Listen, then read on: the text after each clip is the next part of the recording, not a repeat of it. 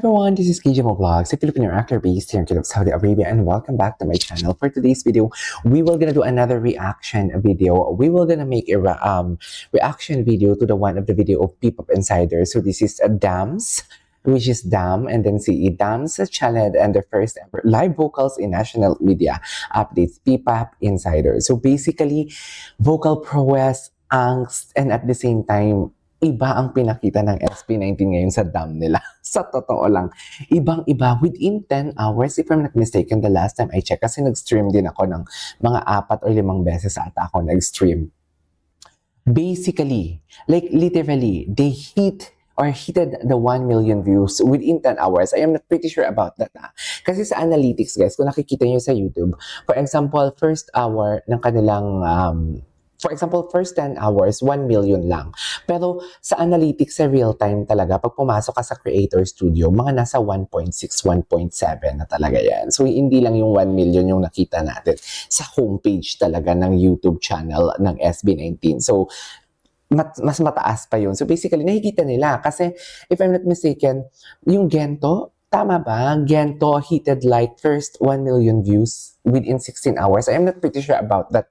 Kasi yan lang yung nabasa ko. So, ibig sabihin, nahigitan pa talaga ang sapat na.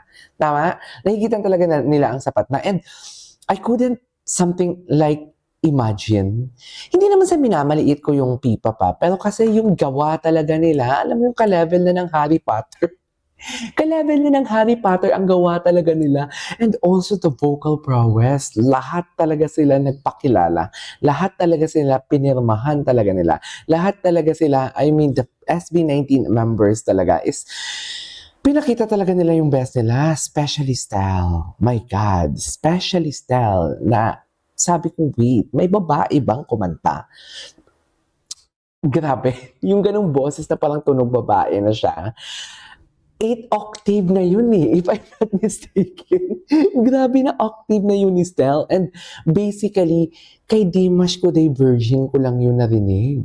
Are you familiar with Dimash Kudaibergen? One of the best singer in the world came from Kazakhstan. Like, literally. 8 octave kasi si Dimash Kudaibergen, and minsan kasi kung hindi mo talaga siya kilala, nakapikit ka or nakatalikod ka or hindi, napatugtog mo lang yung kanta niya, accidentally napatugtog lang tapos nakatalikod ka, may ginagawa ka, nag-music tripping ka lang. Dear babae ang boses niya kung gusto niyang ibabae. Sila ni Sushen actually. Si Sushen is from China, if I'm not mistaken. But si Stell, grabe si Stell. I really love the rhythm and beat of the song ng Dam. And ang dami nagsabi na bakit ka nag-upload agad, ganon, ganyan. Dear, hindi ako nag-upload agad. Actually, naka-unlisted ang music video ng SB19. Like, hinintay ko muna ang something like 20 minutes or 30 minutes bago ako nag-publish ng video. Pero 11:30 pa lang in the morning, Philippine time, naka-unlisted na siya. So kung nauna akong mag-publish ng video, it's not my fault. Kasi kung gusto ko mang-unahan ang unahan, syempre courtesy na lang din, di ba? Ano yun, mauuna ako mag-upload kaysa sa original video. I mean, una sila mag-publish. Kasi naka-unlisted ang video Kung hindi nyo na-check, naka-unlisted talaga siya. I don't know if that was intended or accidentally. Hindi lang ako sure, pero naka-unlisted siya. So basically, marami na talaga nakapanood bago pa na-i-publish. Kung nakikita ninyo, na-i-publish siya 44 minutes ago, if I'm not mistaken. 12:00 sa Pilipinas, tapos 44 minutes ago na-i-publish na siya.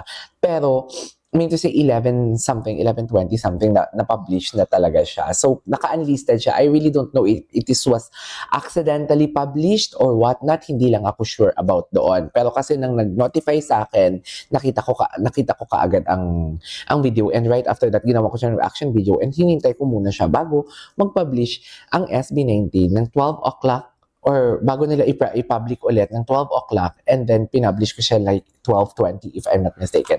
But nevertheless, pakinggan natin to, panoorin natin to. SB19 just dropped their Damn Dance Challenge and first ever live vocal performance in national media. Saan sila ng vocal performance? Is that Nelson Canlas, isn't it? Grabe yung angas. Ay, grabe si Stell dito. Wow.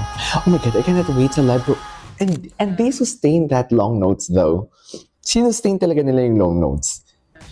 Bakit ba nagkaganto? Ang daming tukso. Si Pabi, ang gwapo ni Pabi.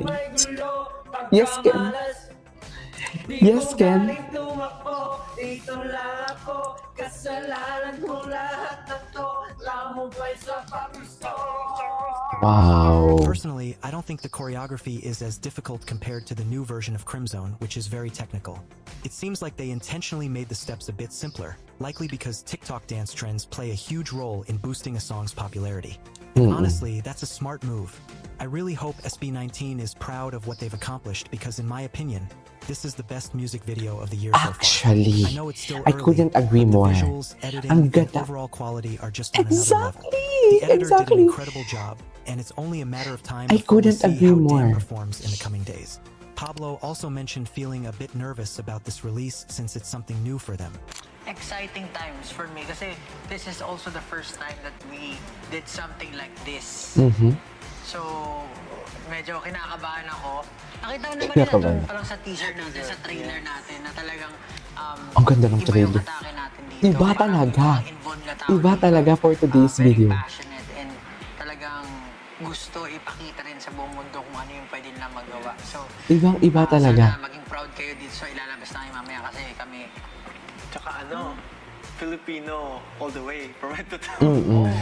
True. From head to toe. Pinoy. From head to toe. Oh, Judging pati by the mga dancers. response, Pati they're yung definitely mga on the right nag-produce. track, garnering over 500,000 views Wow. in just 6 hours.